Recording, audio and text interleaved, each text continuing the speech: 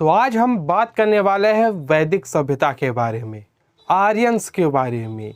क्या आर्य कहाँ से आए थे, आखिर कौन थे ये, और भारत में ये कैसे बसे, और साथ ही साथ ये हड़प्पा सभ्यता का अंत कैसे हुआ। तो क्या आर्य जो था हड़प्पा वालों के ऊपर जुल्म ढाए, क्या आर्यों ने हड़प्पा को ख़त्म किया। जो अंग्रेज़ों ने थ्योरी दी है आर्यों के बारे में, क्या वो थ्योरी कितनी हद तक वो थ्योरी सही है। तो इन सभी बातों को हम इस वीडियो में डिस्कस करेंगे। मैं हूं विवेक पांडे और स्वागत है आप सभी का एक बार फिर से आपके अपने यूट्यूब चैनल जिसका नाम है यूपीएससी हिंदी मीडियम।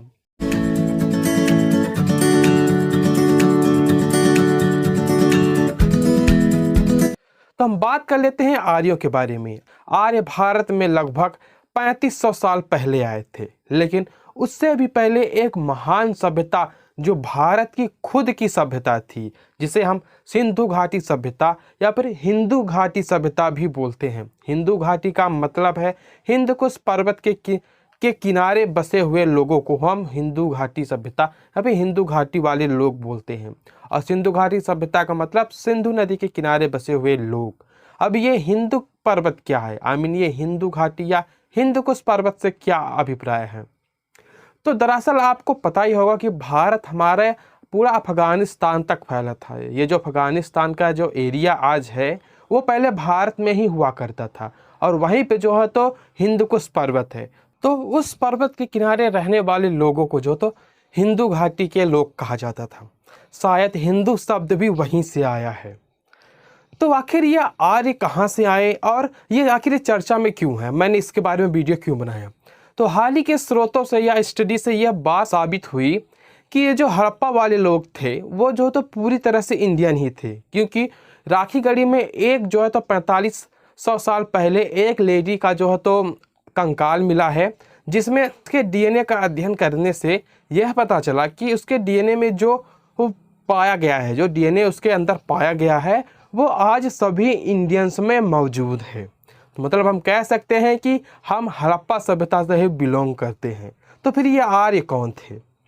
जी हाँ दोस्तों, ये भी एक बहुत बड़ा जो फैक्टर बना हुआ है, बहुत बड़ा एक मिस्ट्री बनी हुई है कि आखिर ये आर्य कौन थे। जब हम लोगों के डीएनए में राखीगढ़ी की औरत का डीएनए जो तो मैच खाता है, मेल खाता है, तो फिर ये आर्य कौन थे। ये जो आर्य है तो इनका जो डीएनए है वो जो तो मध्य एशिया या बोल सकते हैं कि यूनान के देशों के लोगों से मैच करता है। जो आर्यंस के डीएनए में जो R1A डीएनए का जो फैक्टर है वो जो तो यूनान के देशों और मध्य एशिया के देशों के लोगों के साथ मैच करता है। तो हम सीधा जो तो यही ताल्लुक बैठा सकते हैं कि आर्य जो मध्य एशिया से आए हैं, ये जो थ्योरी है वो पूरी तरह से मेल खाती है कि हाँ, आर्य जो तो मध्य एशिया से ही आए हैं।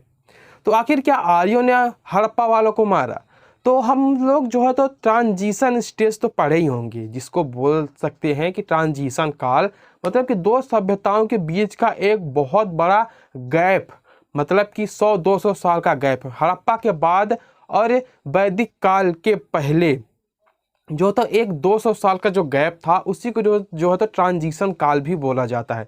तो आखिर वह काल क्या था, उस टाइम पे आखिर क्या हुआ, यही एक पॉइंट है जो अभी भी जो तो लोगों को जो तो एक संशय में डाल देती है इस हड़प्पा और वैदिक सभ्यता के अध्ययन में।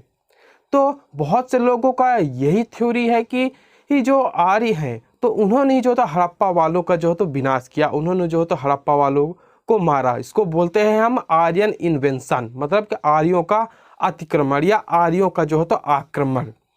क्योंकि आर्य जो है तो पूरी तरह से तलवार से परिचित थे, वो मध्य एशिया से आए थे, और वे जो है तो एक मतलब कि बोल सकते हैं कि चरवाहे के रूप में भारत की ओर बढ़े थे। वो धीरे धीरे हिंदू कुश पर्वत को पार किए और इधर जो तो फली फूली विकसित सभ्यता हड़प्पा सभ्यता, जो कि आप लोगों को पता है कि वो एक शहरी सभ्यता थी।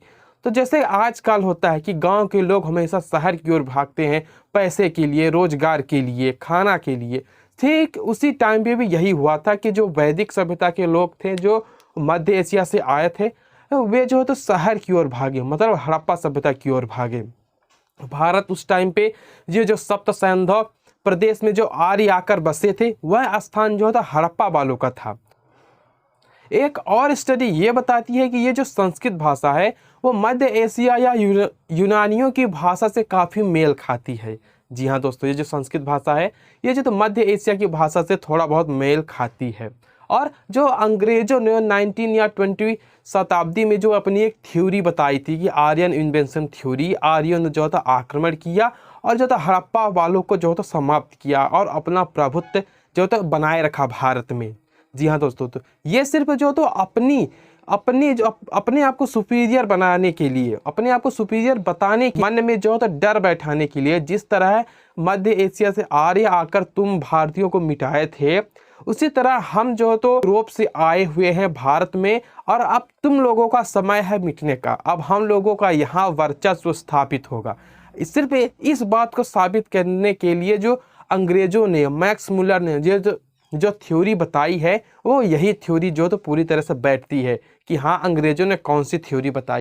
और जब आर्य भारत में आए, मतलब कि उन्होंने सप्त संधव प्रदेश में जब बसे हुए, तो वे जो तो वहाँ के लोगों से काफ़ी भिन्न थे। मतलब कि आर्य संस्कृत जानते थे और वहाँ के लोग जो है तो संस्कृत नहीं जानते थे। तो इसलिए आर्य अपने आप को श्रेष्ठ समझते थे और जो संस्कृत नहीं जानते थे उनको निम्न समझते थे। तब आर्यों ने सोचा कि संपूर्ण भारत का हम जो था आर्यीकरण करें, संपूर्ण भारत को हम आर्य बनाएं। तो उत्तर भारत का जिम्मेदारी जो तो गौतम ऋषि को दी गई कि आप उत्तर भारत का आप आर्यीकरण कीजिए। वे जगह जगह जाकर यज्ञ करने लगे, लोगों को जो तो मंत्र सिखाने लगे, उनको जो तो आर्य जो तो बनाने लगे। और दक्षिण भारत की जिम्मेदारी तो अगस्त्य मुनि को ही दी गई। वे जो है तो दक्षिण भारत में आए, काफ़ी समय तक रहे भी और संपूर्ण दक्षिण भारत को जो है तो जाना भी अच्छे से। एक और महत्वपूर्ण बात यह है कि अंग्रेजों ने और जो उत्खननकर्ताओं ने अपनी अपनी जो है तो थ्योरीज को सिद्ध साबित करने के लिए बर्तनों को मिलाएं। मतलब कि जो बर्तन यूनान में पाए गए हैं, जो मध्य एशिया में जो बर्तन पाए गए हैं, वह सेम बर्तन जो था आर्यों के पाए गए हैं, कि वही बर्तन जो था आर्यों के ही हैं। वही जो थोड़ी बहुत रहन सहन सीधा सीधा जो तो सुमेरु की सभ्यता से जोड़ दिया गया है। आप लोग जानते ही होंगे बहुत अच्छे से दशराज युद्ध। जी हाँ दोस्तों, जिसमें भारत कबीला के राजा सुदास जीते थे। इसको जो है तो आर्य और अनार्य, मतलब आर्य जो आर्य लोग थे जो वैदिक सभ्यता वाले थे, और अनार्य मतलब कि जो भारत के मेन लोग रहते थे, जो मेनलैंड के निवासी थे, उनके बीच यह युद्ध हुआ, जिसमें से भरत कबीला मतलब आर्य लोग जीत गए थे।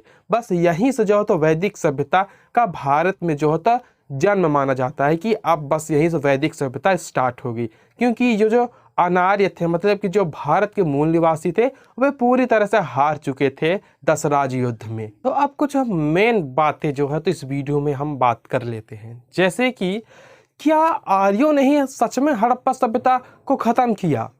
क्या आर्य ही है जो वैदिक सभ्यता की स्थापना की? तो ये जो बात है ना वो थोड़ी सी अजीब लगेगी, क्योंकि ये जो अंग्रेज थे ना वो अपने आप को जो है तो यहाँ आने का जो मेन कारण बताते थे भारतीयों को कि अब भारतीय तुम लोगों का समय जा चुका है। अब जिस तरह है आर्य आकर हड़प्पा सभ्यता का अंत किए थे, ठीक उसी तरह अब हम आकर जो है तो तुम लोगों का अंत करेंगे।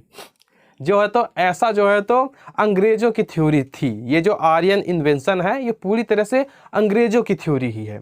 तो अब हम जो तो कुछ अपना अपना दिमाग भिड़ा लेते हैं, कुछ बाहर की स्टडी का जो तो अनुमान ले लेते हैं।